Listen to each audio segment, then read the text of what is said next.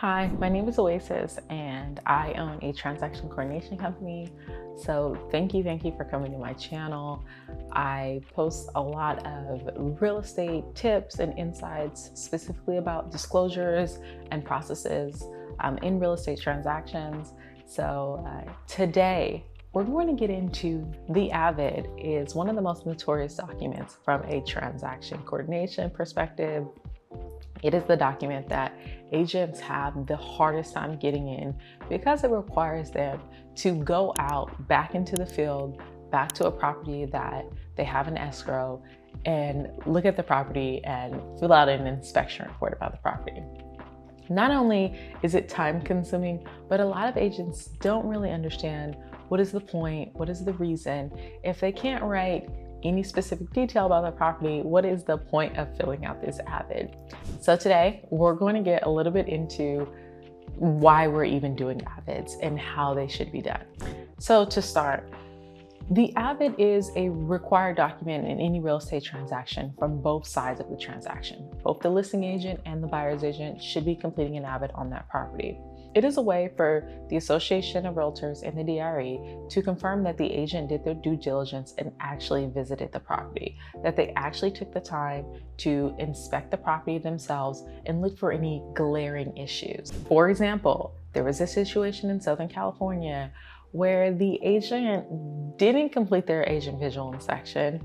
They did go to the property during the inspection period, but they didn't really go around the entire property and do this visual inspection. Now, for the most part, agents are not really going to be able to find anything because they're not really going to be opening up walls or inspecting to see if appliances are working or anything like that, but they are supposed to be looking at the property. In this situation, the agent did not want to go down the slope of the side of the house that was still on the property because she had on designer shoes and she didn't want to get them muddy. It was rainy and it was muddy and she didn't want to go down there. But on this transaction, the sellers did state something that was incorrect about the usability or the structural soundness of this property. And had she just gone down there to see, she would have noticed some inconsistencies between the seller's disclosure and what the actual property looked like or exhibited. So keep in mind that things such as major structural issues, major foundation issues, these are the things that you're looking for on your AVID. And occasionally you see them. In my days of selling real estate, I have run into several properties that have had major foundation issues, and you could not tell this from the pictures. You couldn't tell this from the listing agent's detail. This was something that you had to go walk in the property and see that the entire house was sloping, or see that the fireplace had a giant crack down it and all the windows are cracking and all the door jambs don't line up. Things that an agent, after seeing hundreds or thousands of homes, would know, but maybe their buyer wouldn't. So those are the types of issues that you're looking for. Things that jump out at you being the professional. And that's why they want agents to do that visual inspection. Not only that, like in the situation I just previously mentioned, you're looking for any inconsistencies. If the seller put on the TDS or the SPQ that the roof was a tile roof, and you go and it's definitely a wood roof, that's something for you to point out to your buyer and to help them address in negotiations or however you choose to in the transaction. But it's something that maybe you would be the person that would notice. So that is the purpose of your AVID inspection.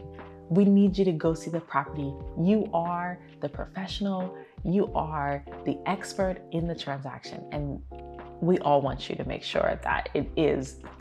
And especially if you're representing the buyer, you want to make sure that the buyer is getting what they think that they're getting. Next, a lot of agents don't understand how to complete an AVID. So regardless of what I just said, where you are looking for glaring issues, you are still not supposed to be acting as a general contractor or a painter or a plumber or any of these other areas of expertise. So when you see marks or discoloration in the property, that is all you're supposed to call them. It is advised that you are not supposed to use any adjectives like small, little. Any of those descriptive words really do put a level of your own personal thoughts and opinions onto what it is that you're seeing. So for the most part, you're going to be writing things like crack on wall, hole, discoloration, things like that. But you're not going to be prescribing what may be the issue or what may be the solution in the transaction. So just keep in mind that you're going to be very, very boilerplate, very, very bland whenever you're completing your AVID. Lastly, I would like to go over the timing of your AVID. So if you're on the buyer side, your AVID should be completed during the inspection period. That way you can have your buyer and the seller review your AVID before the inspection contingency is up and make sure that they see everything on your AVID. If you do write in there, hey, the house seems like it's leaning a little bit to the left or something crazy like that, you want your buyer to be able to see that and confirm that they saw it. Even if you had that conversation with them in person, having it on paper is the way that we do that.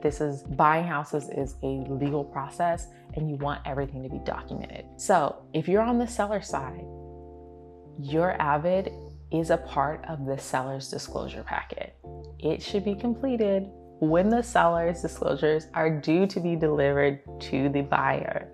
So keep that in mind. There is a contingency around this, and it's separate from the inspection contingency, but there is a contingency around the review of seller disclosures.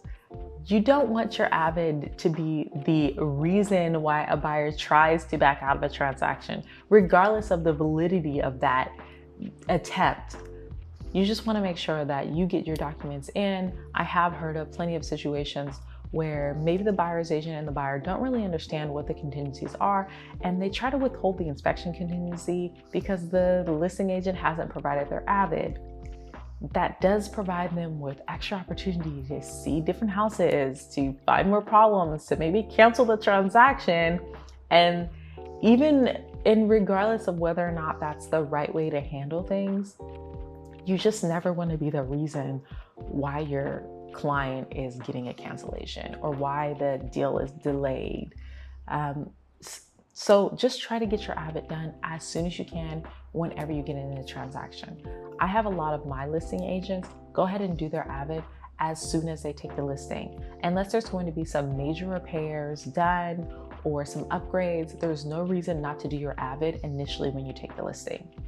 It will save you time if you do your listing and all your documentation at the same time, or you can do your AVID when you have pictures taken for the property. The other thing about AVIDs that I want to mention is that your TC or your team, when we're trying to process your documents, when you do have something out there lingering like an AVID or another disclosure or something that you're maybe working on, just keep in mind that it does add a lot of time to your TC's processes when they're having to go back and forth via email, asking you whether or not you've completed your AVID, or trying to relate to the other side, hey, the AVID is coming, or reconciling the file and uploading documents to your broker, and they're requesting an AVID and we're trying to get everything done for you. So for your team, if you are using a TC, please keep in mind that it really is a huge inconvenience and time sucker for them. They are definitely here to assist you and to give you those reminders when you need them.